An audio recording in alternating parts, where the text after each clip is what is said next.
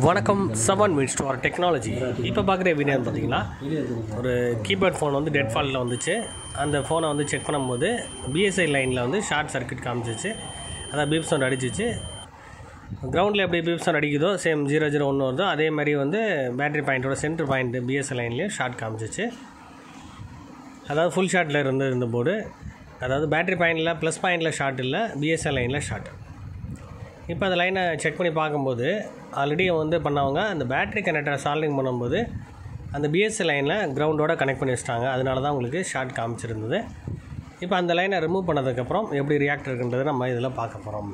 அப்போ ஒரு fault attend பண்ணுறோம் அப்படின்னா ஒவ்வொரு இடத்துக்கும் அதுக்குரிய வேல்யூ என்ன வருது, எந்த மாதிரி இடங்கள் வேல்யூ வரும், எதை வச்சு நம்ம வேல்யூ வருது அப்படின்ற விஷயம் தெரிஞ்சுக்கலாம்.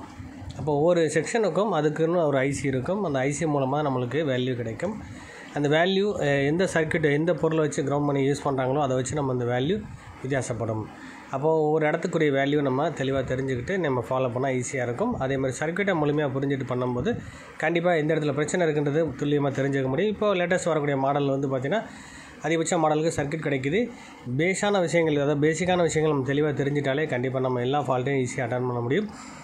இப்போ நீங்கள் நினைக்கலாம் அந்த கீபேட் கான்செப்ட் வச்சு பண்ணுறீங்களே, இப்போ லேட்டஸ்ட் மாடல் வந்துட்டு இருக்குது, அந்த மாடலை ஃபாலோ பண்ணும்போது இதுக்கு அதுக்கு வித்தியாசம் இருக்கான்றது மாதிரி கண்டிப்பாக எல்லோரும் யோசிக்கலாம்.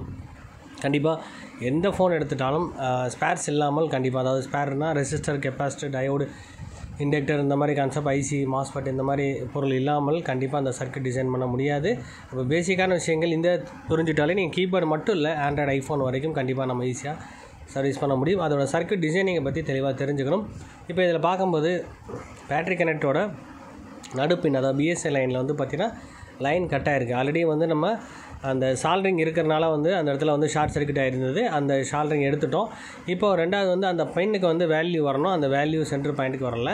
அப்போ நம்ம அதை செக் பண்ணும்போது பேக் சைடில் அது ட்ராக் இருந்தது, அதாவது ஜம்பர் லைன் அந்த கான்செப்ட் கட்டாக இருந்தது.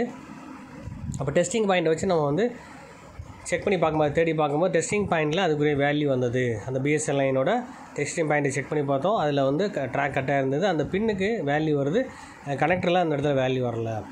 இப்போ அந்த வேல்யூ நம்ம இதில் எடுத்து கொடுத்தா கண்டிப்பாக அந்த ப்ராப்ளத்தை சால்வ் பண்ண முடியும். அப்போ எல்லா பின்னுக்கும் இந்த மாதிரி வந்து வேல்யூ வரும்னா கண்டிப்பாக கிடையாது. சில ஃபோனில் வந்து பார்த்திங்கன்னா பீப் சவுண்ட் அடிக்கும். சில மாடல் சைனா ஃபோனில் வந்து பார்த்திங்கன்னா பீப் சவுண்ட் அடிக்கும், அதாவது பிஎஸ்எல் லைனில். ஆனால் இந்த மாடலில் கண்டிப்பாக பீப் சவுண்ட் அடிக்கக்கூடாதுன்ற விஷயம் ஏற்கனவே ப்ராக்டிக்கலாக செஞ்சு பார்த்தா மட்டும் தான் இந்த விஷயத்தை புரிஞ்சிக்க முடியும். இது வந்து சர்க்யூட்டில் கூட சில விஷயங்கள் கொடுத்துருக்க மாட்டாங்க.